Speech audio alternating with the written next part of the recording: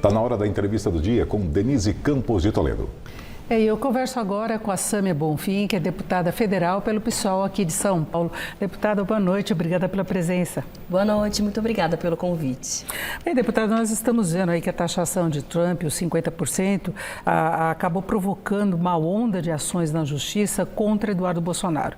Ele se licenciou, foi para os Estados Unidos e tem de lá criticado o STF, tentado se aproximar de Trump. Tem uma ação sua junto à PGR para que seja apurado o que seriam atos conspiratórios que atentam contra a soberania. Érica Hilton também entrou com uma ação. A bancada do PSOL tem também. O PT pediu agora protocolou no Conselho de Ética da Câmara um pedido complementar para a cassação de Eduardo Bolsonaro, porque a justificativa é que desde que ele teria pedido licença em março, ele teria esse objetivo, não é, de mover ações dos Estados Unidos contra o Brasil e o STF.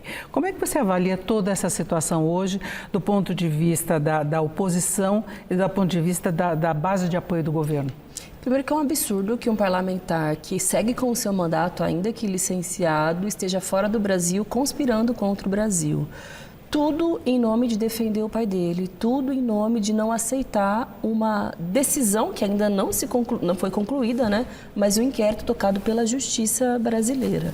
Eles acreditando que estão atacando o governo Lula ou defendendo o próprio pai, a família Bolsonaro, na verdade eles estão prejudicando o Brasil e criaram um revés político para si mesmos, porque a verdade é que o Lula estava de algum modo isolado a partir da crise do IOF. O que eles fizeram com isso foi o oposto. Agora o Lula está com uma ampla aliança em defesa do país, e o Bolsonaro, novamente, sendo explicitado como um inimigo do povo. Ele, inclusive, criou desavença com a sua própria base eleitoral ou com os setores de apoio mais fiel. Por exemplo, o agronegócio de São Paulo, que, enfim, esteve com o Bolsonaro, parte dele, inclusive, de acordo com o inquérito no Supremo Tribunal Federal, também financiou caravanas para Brasília, em frente aos quartéis. Como fica o agro de São Paulo, considerando que é o principal setor atingido por esse tarifaço? E o apoio político é do agro, de uma forma geral, não é? Era mais favorável ao Bolsonaro, independentemente de tentativa de golpe, é um alinhamento político mesmo, e não só de São Paulo. E agora seriam dos setores mais prejudicados, de fato, a exportação de carne, a exportação do suco de laranja, de café. Então, tudo isso tem implicações efetivas para a economia brasileira, e o problema é que Trump não colocou só a tarifa, o que poderia ser uma coisa contra o governo brasileiro. Não, ele colocou como justificativa o processo no STF, não é? Exatamente, porque foi uma sanção econômica devido a questões políticas internas no Brasil, que favorece que desfavorece uma posição política que é a do Bolsonaro. Então é uma situação absurda e com isso o Lula acaba ganhando fôlego no cenário político. E outra pessoa que se prejudica bastante é o Tarcísio de Freitas, justamente pelo seu envolvimento com o núcleo do bolsonarismo, porque 2 dias antes desse tarifaço do Trump, ele havia republicado, né, e aplaudido também uma ameaça ainda que velada naquele momento. E agora ele tem uma situação difícil, porque se por um lado ele precisa simular uma certa moderação para se construir como um pré-candidato à presidência, né, para ampliar o leque político de alianças, por outro também não pode entrar em rota de colisão com o núcleo duro do bolsonarismo.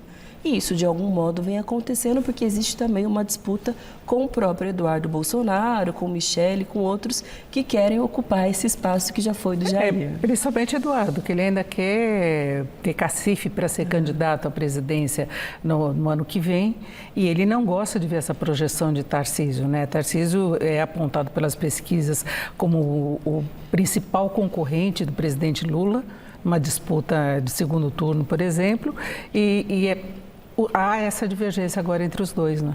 Pois é, e essa crise agora do tarifaço, ela só torna, enfim, a situação ali no núcleo do bolsonarismo mais crítica, né? Porque se por um lado a população brasileira está preocupada, né, com o impacto econômico que essas medidas podem ter, com os milhares ou quem sabe milhões de empregos, inclusive, que podem correr risco diante da dificuldade, né, de exportação de produtos elementares, né, que são, enfim, vendidos para os Estados Unidos.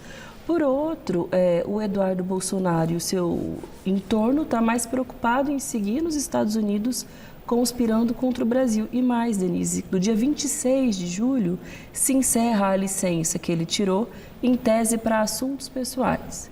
E, em tese, ele precisa voltar para poder ou retornar, né, para o seu mandato, ou mesmo criar uma outra justificativa para, porventura, renovar essa licença. De que modo, nessa situação, ele voltaria, sendo que essa ida dele para lá, além de uma conspiração contra o Brasil, também é praticamente uma fuga. E aí você mencionou, né, as provocações à justiça, à PGR que foram feitas. E ele não tinha um processo efetivo, né? E agora tem pedido de cassação na Câmara, tem os processos junto à PGR, também no STF. Então ele pode passar por dificuldades que não existiam. Na verdade, ele sempre falou que lá ele está tendo a liberdade que aqui ele não teria, como se ele estivesse enfrentando um processo que o levaria à prisão muito rapidamente, não é?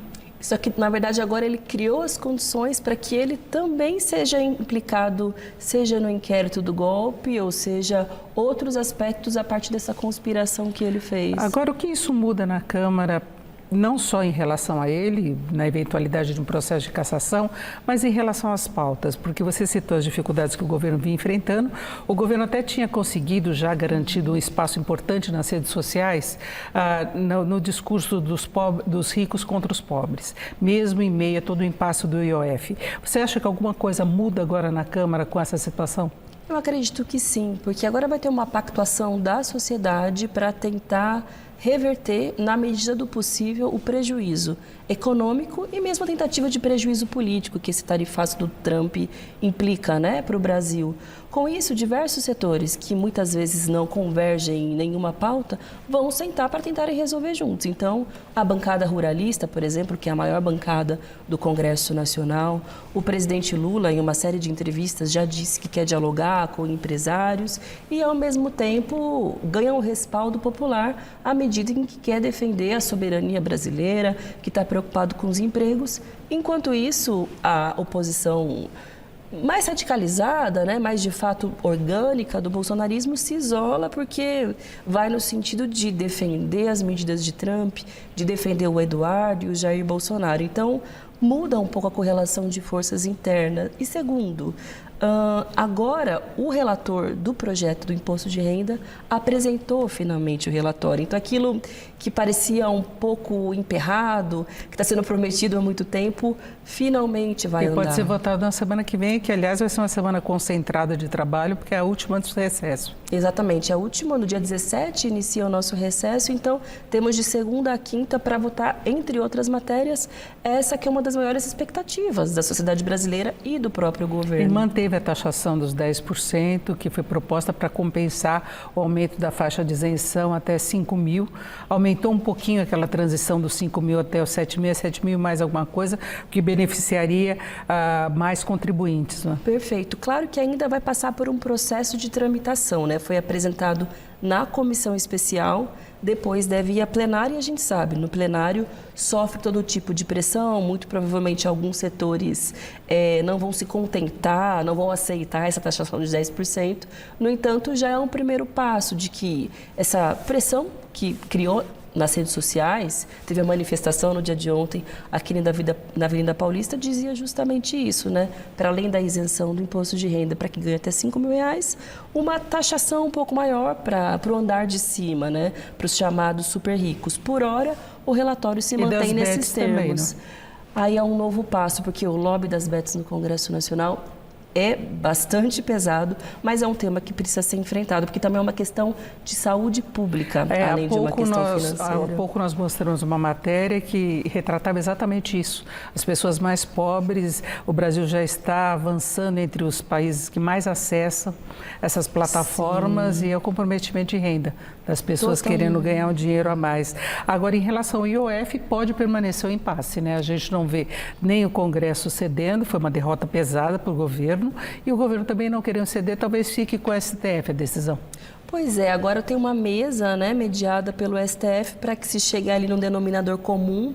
Não sei, eu acho que foi um início de um impasse para tentar, por parte do setor da oposição, dificultar a tramitação dos outros projetos que são ainda mais centrais, né, que o governo de fato precisa entregar. E o recado ficou claro, não vão querer deixar nenhum tipo de superávit ou de gordura para queimar, para que o governo tenha a condição de injetar dinheiro na economia. Em outras palavras, a corrida eleitoral de 2026 obviamente já começou e os setores da oposição vão tentar fazer de tudo para impedir que o programa mais vantajoso para o Lula, né, medidas populares, avancem. Mas eu acho que esse tarifaço do Trump e esse isolamento do bolsonarismo favorece, cria uma nova conjuntura, né, que facilita um alinhamento do Congresso com o Lula e o alinhamento junto à sociedade brasileira também. O imposto de renda já seria uma pauta relevante para o governo, uma bandeira que o Lula vem defendendo desde a época da campanha. Agora, a expectativa é que a direita avance mais nas eleições do ano que vem no Congresso.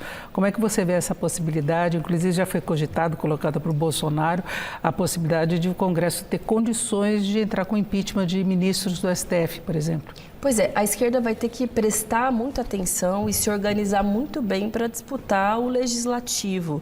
Porque geralmente a disputa, claro, fica, né, quem é o novo presidente, o novo governador, mas a composição, principalmente do Senado, vai ser muito definidora dos rumos do país. Eu digo do Senado porque é quem pode fazer alterações mas na estrutura jurídica do país, como, por exemplo, eventualmente, pedido de impeachment de um ministro do Supremo, que eu não tenho a menor dúvida, é um dos principais planos do Bolsonaro, tendo condição de resgatar os seus direitos políticos ou não. É uma retaliação mesmo ao cerco jurídico, né, que foi se impondo. Então, essa precisa ser também a nossa concentração para o ano que vem, né? Como ampliar as cadeiras no Legislativo, sobretudo garantindo que a extrema-direita não tenha uma maioria como querem, né, no Senado. É a escolha de nomes que tenham força para disputar de fato, dúvida, não é só lançamento de novos nomes, né? Exatamente, são os puxadores, mas também pessoas outras que consigam ter o mínimo do quociente eleitoral, né, do corte, para conseguir atingir os 20% para entrar. É uma equação importante que tem que combinar a renovação com a aposta em nomes que já têm um potencial eleitoral consolidado, né, comprovado. Perfeito, eu agradeço muito a participação aqui da Sâmia Bonfim, que é deputada federal pelo PSOL aqui de São Paulo. Muito obrigada, boa noite. Obrigada, Denise, boa noite. Com vocês.